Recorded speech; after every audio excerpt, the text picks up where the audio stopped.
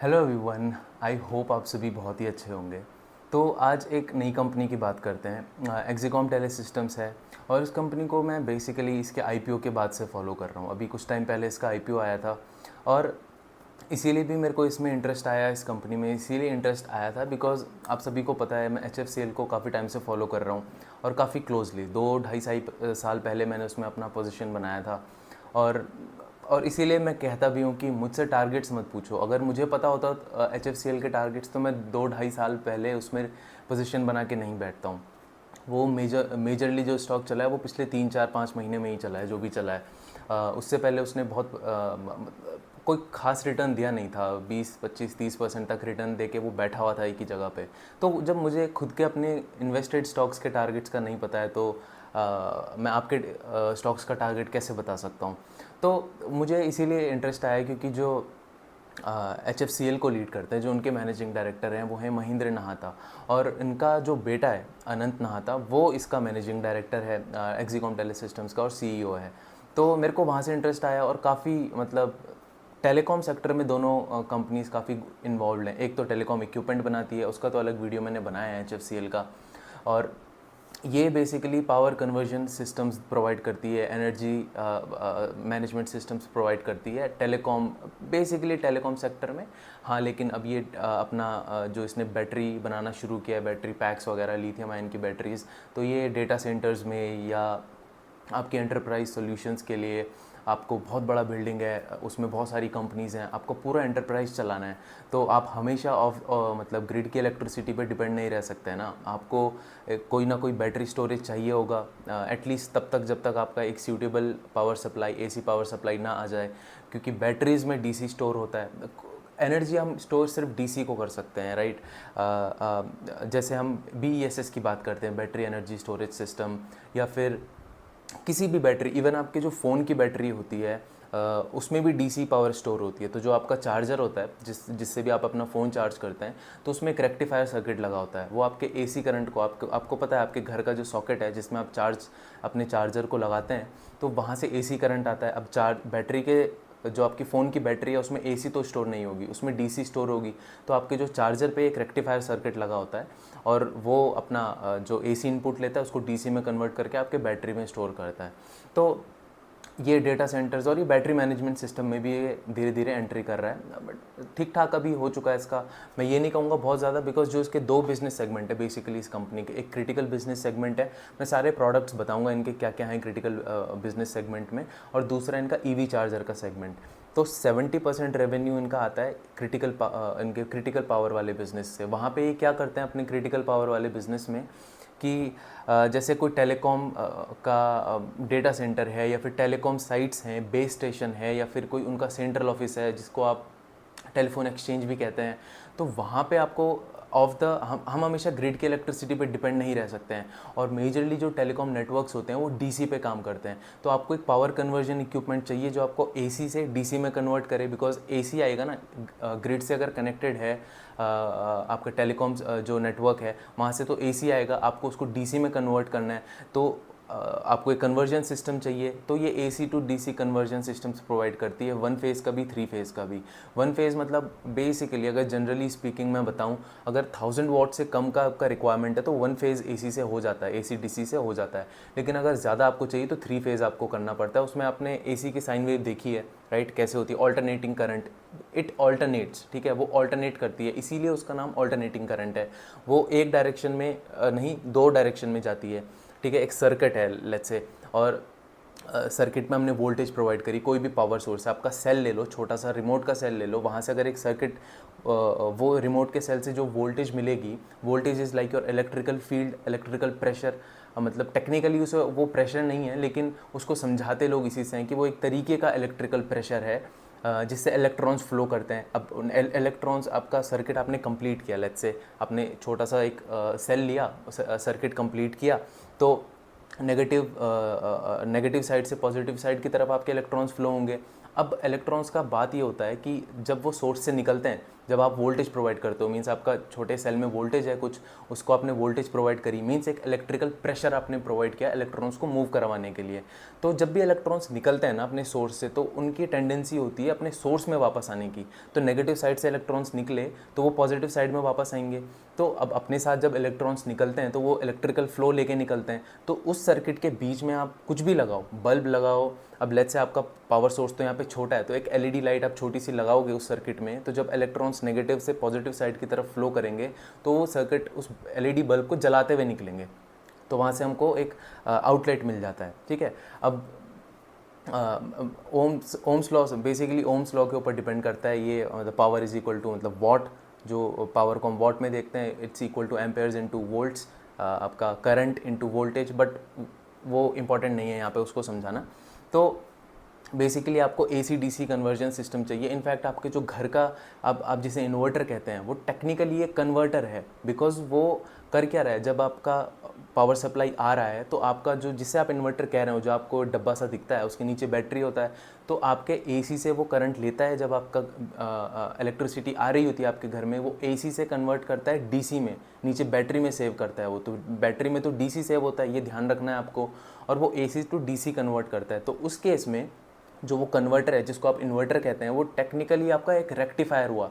Rectifier आपका AC to DC convert करता है, और आपका जो इन्वर्टर होता है, जब आपकी लाइट चली गई उस केस में क्या करता है, जो स्टोर्ड हो रखी है उसमें बैटरी में जो स्टोर्ड है एनर्जी, वो वापस आपके लोड्स में यूज़ होती है। आप बल्ब जलाएं, आप वॉशिंग मशीन चलाएं, AC चलाएं, घर के पंखे चलाएं, कुछ भी करें, टेलीविज़न चलाएं, तो उस समय आपकी बैटरी से एनर्जी यूज़ होती है। लेकिन वो जो डब्बा है जिसे आप इन्वर्टर कहते हैं, वो इस समय इन्वर्टर का काम करता है। यहाँ पे वो एनर्जी ले रहा है DC से, आपकी जो बैटरी है उससे DC से एनर्जी ले रहा है, और आपके पोर्ट्स में दे रहा है, मतलब आपके किसी भी लोड में दे रहा है। वो AC लेता है, आपका कोई भी वॉशिंग मशीन हो, कोई भी लोड हो, आपका AC लेता है, तो वहाँ पे वो इन्वर्टर का काम करता है। बट टेक्निकली वो रेक्टिफायर है नॉर्मल अपने ऑपरेशंस में, लेकिन जब लाइट चली जाती है तब वो इन्वर्टर का काम करता है। तो कोई भी डिवाइस जो रेक्टिफायर का भी और इन्वर्टर का भी काम कर रही है, उसे हम कन्वर्टर कहते हैं। कन्वर्टर दोनों करता है, AC to DC, DC to AC। तो ये क्या करते हैं, अब आप अपनी स्क्रीन पे देखो, क्रिटिकल पावर, मैंने ये बेसिक आपको बैकग्राउंड समझाया ताकि आपको इसका प्रोडक्ट समझ आए कि प्रोडक्ट क्या है। अदरवाइज़ मैं सिर्फ आपको ये दिखाता कि हाँ ये इंडोर पावर सिस्टम बनाती है, जैसे अपनी स्क्रीन पे देखो अभी, ये क्रिटिकल पावर बिजनेस का इनका सिस्टम है, DC पावर सिस्टम्स ये कहते हैं। लेकिन अगर इसमें आप स्पेसिफिक फीचर्स देखेंगे इंडोर पावर सिस्टम में भी और आउटडोर पावर सिस्टम में भी, तो यहाँ पे इन्होंने क्या लिखा है, flexible and scalable indoor power system using 3 phase और 1 phase AC to DC converter. अब रेक्टिफायर तो हैं ये, लेकिन ये कन्वर्टर्स जहाँ पे यूज़ हो गया ना, तो वहाँ पे ये ऑपोजिट भी काम करेंगे, आपके DC को AC में भी चेंज करेंगे। ठीक है, तो ये अब कहाँ कहाँ यूज़ होता है, इंडोर टेलीकम्युनिकेशन साइट्स में, सेंट्रल ऑफिसेस में, जहाँ पे indoor telecommunication site, central offices, telephone exchange, ये सब, स्विचिंग सेंटर्स, आपका स्विचिंग सेंटर्स में कैसे समझाऊँ, it's basically kind of a location that connects your systems with a communication system। तो स्विचिंग सेंटर्स को आप इस हिसाब से भी समझ सकते हैं। अब आउटडोर पावर सिस्टम में भी इनका सेम चीज़ होता है। ये तो इंडोर के लिए हो गया, आउटडोर के लिए भी यही, बस इसमें स्केल बड़ा हो जाएगा, मैग्नीट्यूड बड़ा हो जाएगा जो ये काम करते हैं। तो power system flexibility, power system with flexibility to meet required size, कहाँ कहाँ यूज़ होता है आप ये सब अपनी स्क्रीन से पढ़ सकते हैं, इसमें टाइम वेस्ट करने का ज़रूरत नहीं है। अब हाइब्रिड पावर सोल्यूशंस भी ये प्रोवाइड करते हैं। हाइब्रिड पावर सोल्यूशन क्या है, इसमें आपका कोई बिजनेस है, उसके बहुत सारी एनर्जी की सोर्सेज हैं, वो डीजल जनरेटर भी उसके पास है, उसके पास सोलार पैनल्स भी हैं, तो उसके पास ग्रिड की इलेक्ट्रिसिटी भी है, उसके पास लाइन बैटरीज भी हैं। तो अब इस केस में क्या होता है, आपका ग्रिड से और डीजल जनरेटर से, वहाँ से आपका ऑल्टरनेटिंग करंट प्रोड्यूस होता है, लेकिन आपके सोलार पैनल से और लाइन बैटरी से DC करंट प्रोड्यूस होता है। तो अगर आपको अपना सोर्स, इनपुट का सोर्स बार बार चेंज करना पड़ रहा है, तो आपको ऐसा तो नहीं करोगे डिवाइस ही चेंज कर दोगे, सिस्टम ही चेंज कर दोगे पावर कन्वर्जन इक्विपमेंट का। तो आप यहाँ पे क्या यूज़ करते हैं, हाइब्रिड पावर सिस्टम्स आप यहाँ पे यूज़ करते हैं, ताकि आपका कोई भी उसमें सिस्टम, कोई भी इनपुट, किसी भी AC इनपुट हो या DC इनपुट हो, विच मीन्स AC मतलब आपका चाहे डीजल जनरेटर से आप इलेक्ट्रिसिटी लेना चाहें या ग्रिड से डायरेक्टली लेना चाहें, या फिर in absence of AC current आपके पास अगर लाइन बैटरीज़ हैं और या फिर आपके पास सोलार अवेलेबिलिटी है सोलार पावर की, तो वहाँ से आप DC भी अपना input as an input use कर सकते हैं। वहाँ पे आपका हाइब्रिड पावर सिस्टम्स यूज़ होते हैं। तो ये बेसिकली आप अगेन देखो ऑफ ग्रिड साइट्स में ये हाइब्रिड जो पावर है ना, ये ऑफ ग्रिड साइट्स में ज़्यादा यूज़ होती है, जहाँ पे ग्रिड कनेक्टिविटी अच्छी नहीं है। ग्रिड मतलब जो आपके घर से कहाँ से बिजली आ रही है वो ग्रिड से ही आती है। तो अब दूसरा क्रिटिकल बिजनेस के अंदर ही इनका दूसरा सेगमेंट है। बाय द वे जो इनका क्रिटिकल बिजनेस का सेगमेंट है वह 70% रेवेन्यू जनरेट होता है वहाँ से, और जो मैं बाद में डिस्कस करूँगा ईवी चार्जर्स का इनका जो सेगमेंट है वहाँ से 30% रेवेन्यू जनरेट होता है। अब आप इस चीज़ को देखें कि इसका जो क्रिटिकल पावर का दूसरा वाला सेगमेंट है वो है लाइन बैटरीज़ का सेगमेंट। अब मैंने आपको लाइन बैटरीज़ के बारे में एक्साइड और हमारा राजा दोनों वीडियोस में अच्छे से समझाया है डिटेल में, तो यहाँ मैं बहुत शॉर्ट में निपटाऊंगा उसे। तो लाइन बैटरीज बेसिकली बहुत सारी फॉर्म्स की होती हैं। सिलेंड्रिकल फॉर्म फैक्टर हो गया, उसमें प्रिज्मेटिक फॉर्म फैक्टर हो गया, पल्स आपका पाउच फॉर्म फैक्टर हो गया। तो ये क्या करती है, अब उसकी डिफरेंट फॉर्म फैक्टर्स की डिफरेंट केमिस्ट्रीज भी हैं। लेट्स से सिलेंड्रिकल आपको सेल बनाना है, सिलेंड्रिकल आपका सेल से पहले सेल पैक सेल मॉड्यूल और पैक, ऐसे एक आपका एक ऑर्डर ऐसे समझो आप। पहले सेल होता है सिंगल सेल, उससे आप मॉड्यूल बनाते हैं, अब फिर मतलब सेल को आप या फिर पैरेलल या फिर सीरीज़ में जब आप कनेक्ट करते हैं बहुत सारे सेल्स को, तो वो एक पैक तो एक ये मॉड्यूल बनता है। अब उस मॉड्यूल को आप अगर अगेन उस पूरे मॉड्यूल को लेके अगर आप सीरीज़ में या पैरेलल में कनेक्ट करेंगे तो वो एक मॉड्यूल बनता है, तो उसको हम मॉड्यूलर बैटरी कहते हैं। ठीक है, तो ये यहाँ पे लायन बैटरीज जो बना रहे हैं ये LFP केमिस्ट्री से बना रहे हैं। LFP केमिस्ट्री क्या हुआ, लिथियम आयन फॉस्फेट। मैंने आपको बताया था उस केस में कि बहुत डिफरेंट केमिस्ट्रीज होती हैं। NMC एक केमिस्ट्री हो गई अलग से, जिसमें निकल मैंगनीज और कोबाल्ट आता है, जैसे NMC 2170 जिस पे ओला काम कर रही है, ओला इलेक्ट्रिक मोबिलिटी जिस पे काम कर रही है। और आपका NMC 622 होता है, जिसमें निकल मैंगनीज और कोबाल्ट का जो रेशियो होता है, एक्टिव मटेरियल्स होते हैं ये कैथोड के, तो इनका जो रेशियो होता है वो 60-20% का होता है। और आपका लिथियम आयन फॉस्फेट की एक केमिस्ट्री होती है जो आपकी 4 व्हीलर्स में सबसे ज़्यादा यूज़ होती है। तो ये क्या करते हैं, लाइन बैटरीज भी बनाते हैं। और इनफैक्ट अगर Q1 की मैं पर्टिकुलरली बात करूं तो इन्होंने 100 मेगावाट की लाइन बैटरीज की क्यूमुलेटिव कैपेसिटी में इन्होंने आगे अपने क्लाइंट्स को दिया है, मतलब बेची है इन्होंने एज अ प्रोडक्ट। तो अच्छी बात है, मतलब 100 मेगावाट ठीक ठाक हो जाता है अगर एक क्वार्टर की मैं बात करूँ। तो आप इसको भी देखें, modular LFP based building blocks बनाते हैं। कितना किलोवाट आवर्स का इनका स्टोरेज होता है, पावर होती है, एनर्जी जनरेट होती है। और नीचे एक तो ये छोटे यूज़ के लिए ऊपर वाला है, और जो नीचे वाला है जो इनका पूरा रैक सिस्टम है, इसमें सब कुछ होता है। एनर्जी मैनेजमेंट सिस्टम होता है, स्विचिंग गियर्स वगैरह होते हैं, सब कुछ इसी के अंदर होता है। ये मोस्टली आपका डेटा सेंटर्स वगैरह में यूज़ होता है। अब क्रिटिकल लोड डेटा सेंटर्स में डेटा सेंटर्स के क्रिटिकल लोड को एड्रेस करने के लिए ये यूज़ होता है। क्रिटिकल लोड और नॉन क्रिटिकल लोड में क्या फ़र्क होता है, क्रिटिकल लोड होता है जो आप अगर आपकी इलेक्ट्रिसिटी चली गई तो आपका ऐसा लोड, आपकी ऐसे आउटपुट या फिर आप ऐसे आपके यूसेज इलेक्ट्रिसिटी के जो आपको हमेशा चाहिए, डजेंट मैटर आपकी इलेक्ट्रिसिटी चली गई या नहीं गई, आपका जो क्रिटिकल लोड है वो हमेशा ऑन रहना चाहिए, वो हमेशा वर्किंग होना चाहिए। अब नॉन क्रिटिकल लोड है, लेट्स से फैंस वगैरह हो गया। अब एक बिल्डिंग में अगर एक रूम में लेट्स से 50 लाइट हैं, तो उसमें से अगर 40 ना भी चलें तो 10 लाइट से काम हो जाएगा कुछ देर के लिए, तो वो हो गए non essential load, non critical load. Critical load मतलब आपको अगर डेटा सेंटर का प्रोसेसिंग वहाँ पे रन होनी है तो वो होनी है, तो उसके लिए आपको ये बैटरी पैक्स देते हैं तक, क्योंकि अब जब आपके पास एक्सेस एनर्जी है ग्रिड से या सोलार से तो वो इधर यूज़ हो जाएगी, बैटरीज़ में सेव हो जाएगी, फिर वो आप यूज़ कर सकते हैं जब जब आपको ज़रूरत है। अब हम इनके आते हैं ईवी चार्जर वाले सेगमेंट में। फिर मैं इनका पूरा कॉन कॉल डिस्कस करूंगा कि मैनेजमेंट बेसिकली कहना क्या चाहता है यहाँ पे। अब ईवी चार्जर वाले पोर्टफोलियो पे आओ तो आपको दिख रहा होगा इसमें सबसे पहले दो हैं चार्जर्स, जो AC चार्जर्स हैं, spin free and spin air. ये बेसिकली रेजिडेंशियल चार्जर्स हैं जो आप पर्टिकुलरली इंडिविजुअल लेवल पे घर पे यूज़ करते हैं। जैसे मैंने EV लिया लेट्स से, तो मेरे को उसका चार्जर चाहिए तो मैं उसको चार्जर जाके ये स्पिन वाला खरीदूंगा या स्पिन एयर वाला खरीदूंगा, स्पिन फ्री या स्पिन एयर वाला। मैं जाके हारमनी वेल बॉक्स नहीं खरीदूंगा जो आपके स्क्रीन पे दिख रहा है आपको, वो DC चार्जर है।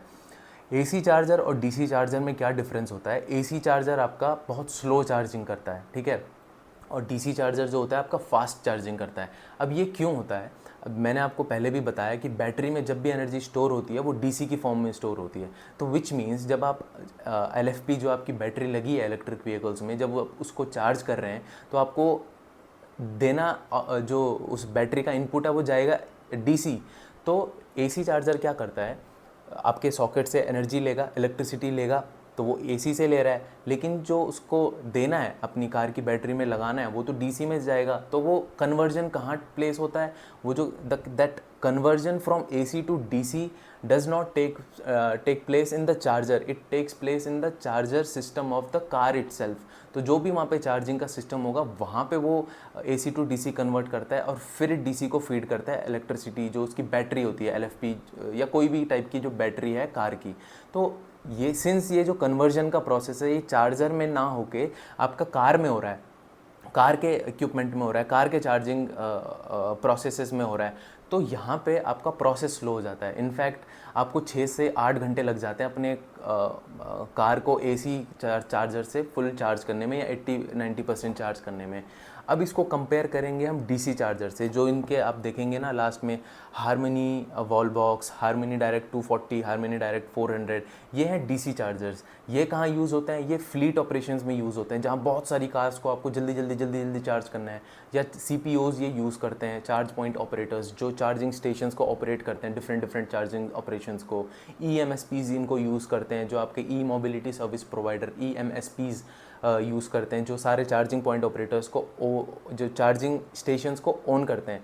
ईएमएसपीज और सीपीओज में क्या डिफरेंस होता है, ईएमएसपीज आपके चार्जिंग स्टेशंस को ऑन करते हैं और चार्ज पॉइंट ऑपरेटर्स उन चार्जिंग स्टेशंस को ऑपरेट करते हैं, मेंटेन करते हैं, कोई प्रॉब्लम आए तो उसको ट्रबल शूट करते हैं। तो basically everyday operations charging point operators देखते हैं, लेकिन ऑन सिस्टम को, चार्जिंग स्टेशन को ईएमएसपीज करते हैं, इलेक्ट्रिक ई मोबिलिटी सर्विस प्रोवाइडर्स। तो बहुत केसेस में आपने देखा होगा जो ईएमएसपीज हैं वही सीपीओज भी हैं, खुद ऑन भी करेंगे सिस्टम को और खुद उसको ऑपरेट भी करेंगे। तो डीसी चार्जर्स बेसिकली इन लोगों के लिए होता है, क्योंकि इनको जल्दी जल्दी अपने बहुत सारा इनका चार्जिंग स्टेशन है, जल्दी जल्दी लोग आ रहे हैं वहाँ पे, तो उनको अपना अपनी जो स्टेशन, चार्जिंग स्टेशन है वहाँ पे डीसी चार्जर्स लगेंगे। कोई ट्रैवल कर रहा है, उसको चार्जिंग स्टेशन दिखा, वो एसी चार्जर से अगर चार्ज करने लगा तो उसको तो 6-7-8 घंटे लग जाएंगे।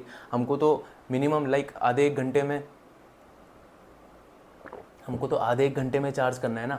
तो डीसी चार्जर में जो मैंने एसी चार्जर का बताया, एसी टू डीसी कन्वर्जन होता है कार के अंदर, इसीलिए टाइम लगता है। लेकिन डीसी चार्जर जब आप यूज़ करते हैं तो एसी इलेक्ट्रिसिटी आपने ली, ग्रिड से ली, अपने सॉकेट से ली, लेकिन जो एसी टू डीसी का कन्वर्जन है ना वो चार्जर में ही होता है। जो इतना बड़ा आपको चार्जर दिख रहा है हारमनी का, उसी के अंदर हो जाएगा और डायरेक्टली वो डीसी आपको ट्रांसफ़र करेगा आपकी बैटरी में। तो ये प्रोसेस इसीलिए जल्दी होता है। लेकिन वही ऑब्वियसली अगर इतना बड़ा चार्जर है, इतनी जल्दी चार्ज करता है, तो ये कॉस्टली आता है और ये सीपीओज और ईएमएसपीज ही यूज़ करते हैं। अब बात आती है इन्होंने आईपीओ क्यों किया था। आईपीओ इन्होंने किया था, और मैंने जैसे बताया कि मैं तब से इस कंपनी को फॉलो कर रहा हूँ। बीच में तो इसका चलो एवेल्यूशंस की बात लास्ट में करते हैं। इसका हैदराबाद में प्लांट आ रहा है, आप अपनी स्क्रीन पे देखो। इन्होंने बेसिकली अपना थोड़ा बहुत डेट वेट चुकाने के लिए और इस प्लांट का केपेक्स को फंड करने के लिए आईपीओ लाया था।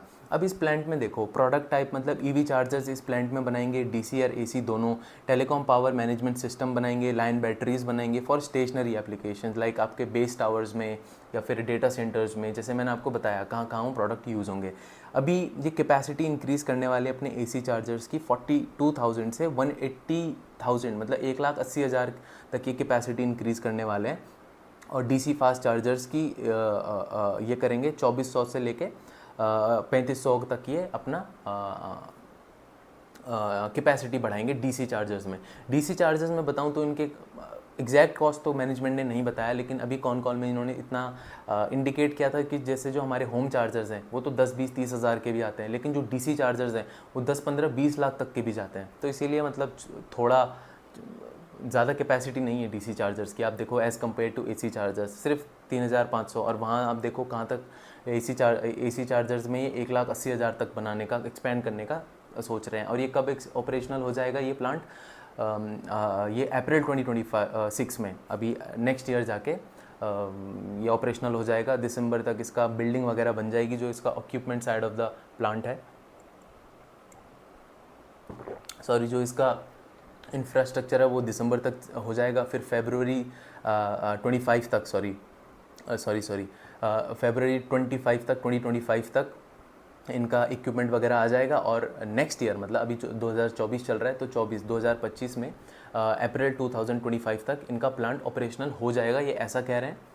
और फिर एक साल उनको प्रोडक्शन को रैंप अप करने में लगेगा। तो आप देख सकते हैं, बाकी इसको पॉज करके डिटेल्स आपको देखनी है तो बेसिक इंग्लिश में लिखा है, इसमें कोई ऐसा टेक्निकल वर्ड नहीं है, ठीक है। अब इनकी प्रॉफिट एंड लॉस स्टेटमेंट देखो तो इन्होंने टोटल इनकम Q1 इनका बहुत बेकार रहा था, अच्छा नहीं रहा था कुछ। तो मतलब यहाँ पे मेरा जो काम होता है यहाँ पे आके ना, किसी कंपनी के मैं पीछे पड़ गया, उस कंपनी की मैं सिर्फ तारीफ़ कर रहा हूँ, तारीफ़ कर रहा हूँ, तारीफ़ कर रहा हूँ, ऐसा नहीं है। मेरे को जो दिखता है मैं सिर्फ वो कहता हूँ। मैं अनबायस्ड होके कोशिश करता हूँ, मतलब अपने तरफ से 100% देता हूँ कि किसी कंपनी को लेके मैं अनबायस्ड रहूँ। अच्छा करती है तो वो अच्छा बोलता हूँ, गंदा करती है तो मैं उसको पॉइंट आउट भी करता हूँ। जैसे आपने देखा होगा मैंने फ्यूजन के केस में पॉइंट आउट किया। तो ऐसा नहीं है माइक्रो फाइनेंस ख़राब स्पेस है, लेकिन उसके केस में अगर वो ख़राब कर रहा है तो उसको बताना पड़ेगा ख़राब कर रहा है। कोई अगर एंट्री बनाने की सोच रहा है तो उसको बोलना पड़ेगा, भाई रुक जा, अभी ये माइक्रो फाइनेंस ये मजाक नहीं है, इसमें टाइम लगता है चीज़ों को ठीक होने में, और चीज़ें ठीक होने से पहले ख़राब होती हैं इस माइक्रो फाइनेंस में। तो यहाँ पे ऑब्वियसली मतलब एट दी आउटसाइड आपको समझ आएगा। एब्सोल्यूट नंबर्स मैं बता नहीं रहा हूँ, आप वो खुद पढ़ लेना पॉज करके।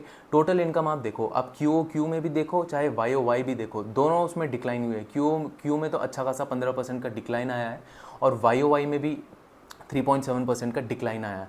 और नीचे सबसे नीचे में आ जाता हूँ टोटल कॉम्प्रिहेंसिव इनकम में, तो उसमें क्यू में तो इनका डिक्लाइन आया है 9.2% का, लेकिन वाई में इनका इंक्रीज़ हुआ है 83% से इनका इनकम इंक्रीज़ हुआ है। विच मीन्स व्हाट, आपका जब टॉप लाइन डिक्रीज़ हो रहा है और आपका बॉटम लाइन इंक्रीज़ हो रहा है, मतलब आपके एबिटा मार्जिन्स में गेन हुआ है, तभी ये चीज़ पॉसिबल है। अदरवाइज़ ये तो आपका कोई अदर इनकम का एक साथ ही बहुत ज़्यादा आ गया हो तब तो हो सकता है, तब उस केस में हो सकता है, लेकिन इस केस में कंपनी ने एबिटा मार्जिन्स बताए हैं। अब मैं एक स्लाइड आपको दिखा देता हूँ, आप वो पॉज करके वो भी देखते रहना।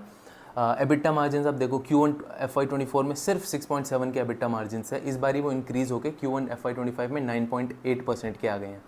और ओवरऑल अगर मैं बात करूं तो एबिटा मार्जिन्स FY24 में 12.5% के आसपास थे, और मैनेजमेंट का ये कहना है कि एबिटा मार्जिन्स हम यहाँ से तो एटलीस्ट इम्प्रूव करके चलेंगे, लेकिन मुझे ऐसा लगता है कि आगे जाके थोड़ा मार्जिन्स पे कंप्रेशन आ सकता है, बिकॉज एक तो इनका प्लांट जो हैदराबाद वाला प्रोजेक्ट है वो केपेक्स मोड में है अभी, उसमें पैसा लग रहा है, वहाँ से पैसा आना शुरू नहीं हुआ है, और इनकी जो एग्जिस्टिंग मैन्युफैक्चरिंग फैसिलिटीज़ हैं उनको भी इनको शिफ्ट कराना पड़ेगा।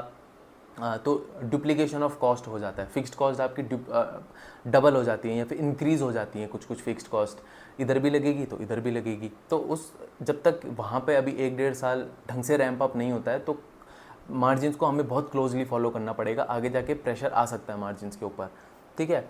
अभी हम बात करते हैं, ये सब हो गया। अब मैं बात करता हूँ कि Q1 का रिज़ल्ट ख़राब क्यों रहा था। Q1 का रिज़ल्ट इसीलिए ख़राब रहा था कि जो इनका EV चार्जर वाला सेगमेंट है वहाँ पे प्रॉब्लम आ रहा है। इनका जो क्रिटिकल बिजनेस का है वो तो बेसिकली जैसे टेलीकॉम सेक्टर ग्रो करता है 10-12% से, तो उसी के अराउंड ये ग्रो करता है। अब ऑन एन एवरेज टेलीकॉम जो कंपनीज़ हैं उसमें आपकी नेटवर्क प्रोवाइडर्स भी आ गए, जियो, एयरटेल, वोडाफोन, या फिर आपके जो इंफ्रास्ट्रक्चर कंपनीज़ हैं उसके अंदर भी, जैसे इंडस टावर्स काफ़ी काफ़ी टावर्स वगैरह लगाती है, राइट। तो इनका केपेक्स साइकिल ऐसा होता है, ये 1-2 साल बड़ा अच्छा केपेक्स करते हैं, फिर वो थोड़ा रुकते हैं, देखते हैं, स्टेबिलिटी लाते हैं कि अपना जो हमने केपेक्स किया है उसका बेनिफिट हम ले लें, फिर ये केपेक्स शुरू करते हैं। तो टेलीकॉम की इंफ्रास्ट्रक्चर की साइकिल, टेलीकॉम केपेक्स की साइकिल कुछ साल अच्छा करती है, फिर कुछ साल ख़राब करती है, कुछ साल अच्छा करती है, कुछ साल ख़राब करती है, लेकिन ऑन एन एवरेज ये 10-12% के केगर से ग्रो करती है। तो कंपनी का ये कहना है कि टेलीकॉम साइड में तो हम 10-12% से, एग्जैक्ट इन्होंने गाइडेंस नहीं दी है इस साल की एज सच, लेकिन वही कह रहे हैं कि हम since we are a young company we will copy the growth of the sector itself. तो टेलीकॉम सेक्टर आप मान के चलो 10-12% से ग्रो कर रहा है, तो ये कंपनी भी कहीं ना कहीं 10-12% उस डिवीजन में ग्रो करेगी, जिससे इसका 70% रेवेन्यू आता है। लेकिन ईवी चार्जिंग का जो सेगमेंट है वो 40% के अगर से ग्रो करने का एक्सपेक्टेशन है उसका अगले कुछ सालों में, और कंपनी का भी यही कहना है कि हम 40% से सेगमेंट में ग्रो करेंगे। तो ऐसा क्या हुआ कि Q1 में हमारे नंबर्स नहीं आए, Q1 हमारा अच्छा नहीं रहा। वहाँ पे आपको यही चीज़ समझनी है कि जैसे आप ओला इलेक्ट्रिक मोबिलिटी की भी कॉन कॉल सुनेंगे तो उसमें भी मैनेजमेंट का यही कहना है कि फेम टू सब्सिडी हटाई, और इसीलिए इलेक्ट्रिक व्हीकल्स का जो उनका बाइक्स हैं, स्कूटर्स हैं, ई स्कूटर्स जो इनके हैं, वहाँ पे प्रॉब्लम आया। तो ऑब्वियसली जब सिस्टम से सब्सिडी गायब होती है तो एक डिमांड में एक सप्रेशन आता है, क्योंकि आपको वो सब्सिडीज़ नहीं मिल रही हैं, सिंपल डिमांड सप्लाई का सिचुएशन। तो अभी क्या है, फेम सब्सिडी हटी। दूसरा, अभी इनका जो ईवी पॉलिसी थी वो अभी आई है, कुछ टाइम पहले आ गई है वो, लेकिन जब Q1 चल रहा था, मीन्स आपका अप्रैल मई जून में, तब सब वेट कर रहे थे कि नई ईवी पॉलिसी में क्या होगा। तो इनके जो एंड कस्टमर्स थे, जो बेसिकली इनके OEMs वगैरह हैं और चार्ज पॉइंट ऑपरेटर्स वगैरह हैं, जो मैंने आपको पहले बताया, जो इनसे DC चार्जर्स खरीदते हैं, ईवी के DC चार्जर्स। और OEMs क्या खरीदते हैं, OEMs इनसे खरीदते हैं AC के चार्जर्स, क्योंकि जब OEM अपना इलेक्ट्रिक व्हीकल बेचते हैं तो उसी के साथ वो चार्जर भी फ्री दे देते हैं। फ्री मतलब ऑब्वियसली कॉस्ट उसमें डालते हैं, लेकिन वो क्लब करके देते हैं। जो AC के चार्जर्स होते हैं, AC चार्जर, DC चार्जर, ठीक है। तो DC chargers charge point operators ले जाते हैं। तो उन्होंने, चार्ज पॉइंट ऑपरेटर्स ने, OEMs ने अपने ऑर्डर्स को होल्ड पे डाला था कि अपनी देखते हैं कि अपना EV पॉलिसी कैसी आती है। और तीसरा चीज़ ना, आप देखेंगे अगर आप ऑटो इंडस्ट्री को फॉलो करते हैं, उसमें इन्वेंट्री बहुत बढ़ रही है। पूरा मतलब PV का जो इंडस्ट्री है वो ढंग से जब ग्रो नहीं कर रही है, तो ये चार्जर वाली कैसे ग्रो करेगी। अरे ये टेम्परेरी फिनोमिनन है, बिकॉज आज नहीं तो कल EV का जो एडॉप्शन है वो बढ़ना ही है। It will have to be democratised. वो आगे जाके सबके पास EV में, सबके पास मतलब एक अच्छा खासा एडॉप्शन होगा। अभी तो बहुत कम है EV का पेनिट्रेशन। तो जब वो होगा, उसके हिसाब से क्यूमुलेटिवली आपका एक साथ आपकी चार्जर की भी डिमांड बढ़ेगी। तो इस कंपनी के लिए मुझे ठीक लगता है, अगर आप 1-1.5 साल इस कंपनी को अच्छे से ट्रैक कर सकते हैं, तो यहाँ पे मुझे लगता है कि इसका जो पर्टिकुलरली EV चार्जिंग वाला सेगमेंट है, यहाँ पे बहुत अच्छा ग्रोथ आ सकता है। और ये company is one of the leading innovative companies, मैं कहूँगा काफ़ी ज़्यादा R&D में फोकस करती है। HFCL भी, HFCL की मैं बात करूँ, उसकी टेक्नोलॉजी टॉप नॉच है। मैंने अभी बताया वो डिफेंस में घुसी है। एक उसने कंपनी के साथ उसने अपना अनमैन्ड एरियल व्हीकल्स के लिए, उसने ड्रोन सिस्टम के लिए पार्ट देने का बनाया है, नक्की किया है। तो ये सब आपको देखना है। इसका भी टेक्नोलॉजिकल जो एक्सपीरियंस है, एडवांसमेंट ये जो इन्वॉल्व है R&D में, ये भी काफ़ी फोकस करती है। तो इनोवेशन में अच्छी है ये कंपनी, नए नए चार्जर्स लाती है। इनफैक्ट अभी जून 24 में इसने डिस्ट्रीब्यूटेड चार्जर्स लाया। डिस्ट्रीब्यूटेड चार्जर्स का इंडिया में अभी कोई सीन ज़्यादा है नहीं, ये टेस्ला से इन्होंने निकाला है। जैसे टेस्ला का होता है ना डिस्ट्रीब्यूटेड चार्जर्स। अब स्टैंड अलोन चार्जर्स और डिस्ट्रीब्यूटेड चार्जर्स में क्या फ़र्क है।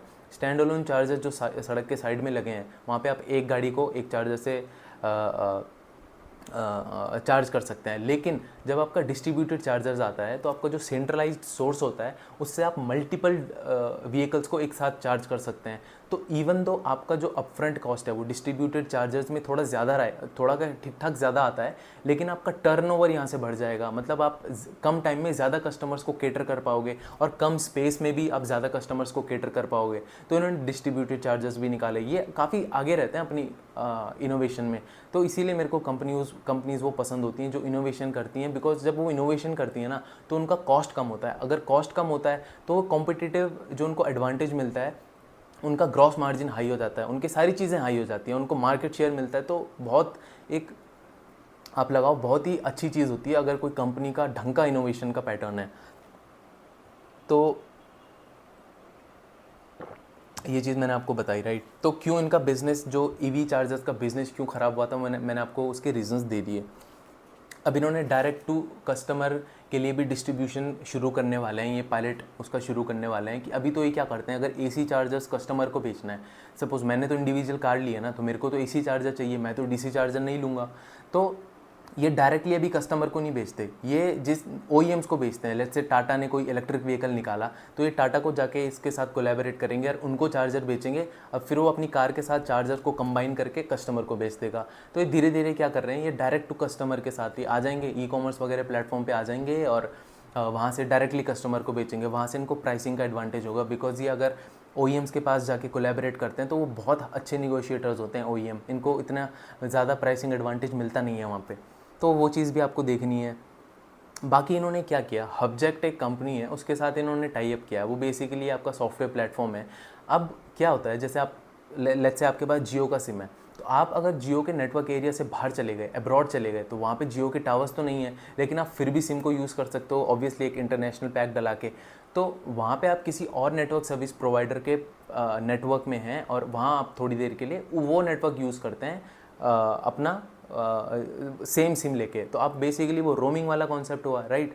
तो इस केस में क्या है, ईवी चार्जिंग में भी रोमिंग का बहुत इंपॉर्टेंस होता है, बिकॉज लेट्स से मैं किसी चार्ज पॉइंट ऑपरेटर से रजिस्टर्ड हूँ, ठीक है, मैं गाड़ी चलाने वाला हूँ, ईवी ड्राइवर हूँ मैं, और ड्राइवर बोले तो मेरी पर्सनल ईवी और मैं यूज़ करता हूँ, इधर उधर जाता हूँ, तो जहाँ जहाँ पे उस चार्ज पॉइंट ऑपरेटर का चार्जिंग स्टेशन उसने इस्टेब्लिश किया हुआ है डिफरेंट डिफरेंट लोकेशंस पे, तो हर जगह तो वो पूरे इंडिया में नहीं कर सकता है।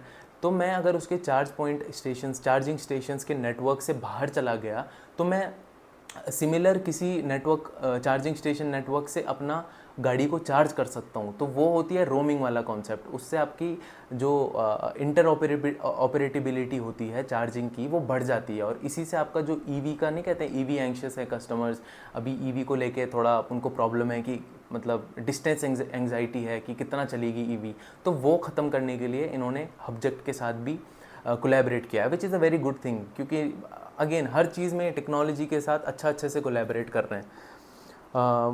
वो भी आपको देखना पड़ेगा। Basically Hubject is an enabler of roaming platform for EV charging, तो वो भी आपको एक चीज़ देखनी पड़ेगी। अब 100 मेगावाट का इन्होंने लाइन बैटरी सप्लाई करी थी Q1 में। अभी देखना मुझे ये है इंटरेस्टिंग, नेक्स्ट कॉल में ये सुनने को मैं चाहता हूँ, या फिर अगर पॉसिबल हुआ तो मैं खुद क्वेश्चन पूछूंगा कि जैसे BESS में हमेशा बात करता हूँ उसका हर वीडियो में आके, कि वो एनर्जी स्टोरेज सिस्टम जो है, बैटरी एनर्जी स्टोरेज सिस्टम, वो बहुत इंपॉर्टेंट होने वाला है आगे जाके, उसमें बहुत अच्छा ग्रोथ आएगा, क्योंकि आपका जो ग्रिड कनेक्टिविटी है, आपको अगर सोलार या फिर विंड या फिर कोई भी हाइब्रिड रिन्यूएबल एनर्जी है, आपको अगर वो ग्रिड से कनेक्टेड कर रखनी है, तो आपको एक BESS भी चाहिए, उसमें एक एनर्जी स्टोरेज सिस्टम भी चाहिए, क्योंकि जब आप एक्सेस एनर्जी जनरेट कर रहा है आपका सोलार पैनल या विंड, और वो ग्रिड पे सारा उस टाइम पे कनेक्टेड नहीं हो पा रहा है, बिकॉज ग्रिड ऑलरेडी अच्छी खासी एनर्जी स्टोर कर रहा है, उस समय जनरेट कर रहा है, तो आपकी एक्सेस एनर्जी स्टोर हो जाएगी, उसको आप बाद में यूज़ कर सकते हैं। तो BESS में भी बहुत स्कोप है, तो ये देखना पड़ेगा कहीं आगे जाके ये कंपनी BESS वाले सेगमेंट में भी जाना चाहेगी, बिकॉज सिंस ये ऑलरेडी लिथियम आयन की बैटरीज बनाते हैं, लाइन बैटरीज, तो इनको कोई बहुत प्रॉब्लम नहीं होना चाहिए BESS में जाने में, बट देखना पड़ेगा। अब बाकी कुछ है नहीं कंपनी का। एक लास्ट इसका अपडेट ये है कि जैसे भारत नेट वाला प्रोजेक्ट है, तो वो गवर्नमेंट क्या कर रही है, 1,60,000 पंचायत को हाई ब्रॉडबैंड कनेक्शन से जोड़ रही है। तो बेसिकली वो टेंडर तो है टेलीकॉम इक्विपमेंट के लिए, जहाँ HFCL जहाँ से बेनिफिट करेगी, लेकिन जब आप टेलीकॉम इक्विपमेंट के लिए टेंडर बिछा रहे हैं, पूरा टेलीकॉम इंफ्रास्ट्रक्चर आपको तैयार करना पड़ेगा उसके लिए, और टेलीकॉम इंफ्रास्ट्रक्चर जब तैयार होता है, और तो बहुत सारे जो विलेजेस हैं जहाँ पे ऑफ ग्रिड आपका इलेक्ट्रिसिटी सप्लाई नहीं आ पाता, ऑन ग्रिड सप्लाई नहीं आ पाती है, वो ऑफ ग्रिड लोकेशंस हैं, तो वहाँ पे आपको रिलायबल पावर सप्लाई चाहिए थ्रू बैटरी, सोलार पावर, तो ये वहाँ पे भी इनका अपना पावर कन्वर्जन इक्विपमेंट इनके काम आएंगे। पावर कन्वर्जन इक्विपमेंट हर जगह इनके वहाँ काम आएंगे जहाँ पे आपको पावर को कन्वर्ट करना है from one form to another. Let's say एक टावर है, टेलीकॉम टावर है, उसके पास एक बैटरी लगी है, लेकिन वो बैटरी सिंस अगर इधर फीड हो भी रही है टेलीकॉम टावर में, तो बैटरी में कैसे एनर्जी फीड होगी, वो तो AC लेगा नहीं, तो उस बैटरी को चार्ज करने के लिए भी आपको एक पावर कन्वर्जन इक्विपमेंट चाहिए वहाँ पे, क्योंकि AC से जब आप ग्रिड से इलेक्ट्रिसिटी लेंगे वो AC में आएगी, फिर कन्वर्जन इक्विपमेंट आपको DC में कन्वर्ट करेगा, फिर तो जाके आपकी बैटरी चार्ज होगी ना आगे उसको फंक्शन करने के लिए। तो ये वो वाले power equipment, power conversion systems बनाते हैं। तो इस हिसाब से आपको देखना है इसका जो इसके पर्टिकुलरली क्रिटिकल पावर वाले बिज़नेस में तो कोई बहुत ज़्यादा मुझे ग्रोथ दिखता नहीं है। 10, 12, 13, 14, 15% ऐसा कर लिया तो कर लिया, मे भी आगे हो, जब BESS में अगर ये घुसना चाहे और घुस जाए अच्छे से सक्सेसफुली कर ले तो हो सकता है, लेकिन जो इसका EV चार्जिंग वाला सेगमेंट है उसमें मुझे अच्छा स्कोप नज़र आता है। और वैल्यूशंस की मैं बात करूँ तो वैल्यूशंस बीच में तो एकदम पागलों वाले हो गए थे, 80 के वैल्यूएशंस पे ट्रेड कर रहा था, 80-85 तक पहुंच गया था। इसीलिए मैं कहता हूं कि मेरी इन्वेस्टिंग का जो फ्रेमवर्क है उसमें मैं सबसे पहले देखता हूं मेरा डाउन साइड कितना है, और डाउन साइड मुझे अगर कम लगता है तो मैं घुसता हूं। तो 85 के PE पे भी मेरे को तो ऑब्वियसली लग रहा था स्टॉक मतलब हो गया, जितना इसने देना था उसने रिटर्न दे दिया। लेकिन बहुत सारे स्टॉक ऐसे हैं, बारी रिन्यूएबल्स को आप ले लो, 90 के PE पे मैंने उसकी वीडियो बनाई थी, अब वो पिछले 3-4 दिन से ऑलमोस्ट अपर सर्किट पे था। आज मैंने चेक नहीं किया, आज आई थिंक वो सर्किट पे तो नहीं है जब मैंने चेक किया था। तो वो नीचे ही है, आज नीचे ही थोड़ा है वो, उसमें ड्रॉप ही आया उसके शेयर प्राइस में। तो वो यहाँ से आगे जा रहा है, लेकिन चले, मुझे कोई फ़र्क नहीं पड़ता है, चला जाए, मेरा डाउन साइड में मुझे प्रोटेक्टेड चाहिए। तो एक्जिकॉम में जब वो 85 के पी पे था तो मेरे को लगा यार अब इस पर क्या वीडियो बनानी, क्या कुछ करना, और अब तो छोड़ दो, स्टॉक छोड़ दो। लेकिन वो अब ऑलमोस्ट 40% करेक्ट हो चुका है और अब धीरे धीरे ढंग की वैल्यूएशंस पे आ रहा है। तो अगर ये अच्छे वैल्यूएशन पे मिलता है तो शायद मैं इसमें देख सकता हूँ, मतलब कुछ I am not very sure about it. मेरे को सबसे पहले बिज़नेस का देखना पड़ेगा आगे ये स्केलेबल है, और इसका ईवी चार्जिंग वाला जो सेगमेंट है पर्टिकुलरली वो कैसा कर रहा है। तो यहाँ पे अच्छी एक्साइटिंग अपॉर्चुनिटी हो सकती है, बट अगेन थोड़ा सा देखना पड़ेगा स्टॉक को कैसा कर रहा है। मुझे पर्टिकुलरली ठीक लगता है, और HFCL को मैं ट्रैक करता हूँ तो इसको भी साइड बाय साइड मुझे ट्रैक करने में कोई दिक्कत नहीं होती है। तो यही था आज की वीडियो में, कोई डाउट है तो आप मुझसे पूछ सकते हैं। And thank you so much, मिलते हैं आपसे नेक्स्ट वीडियो में।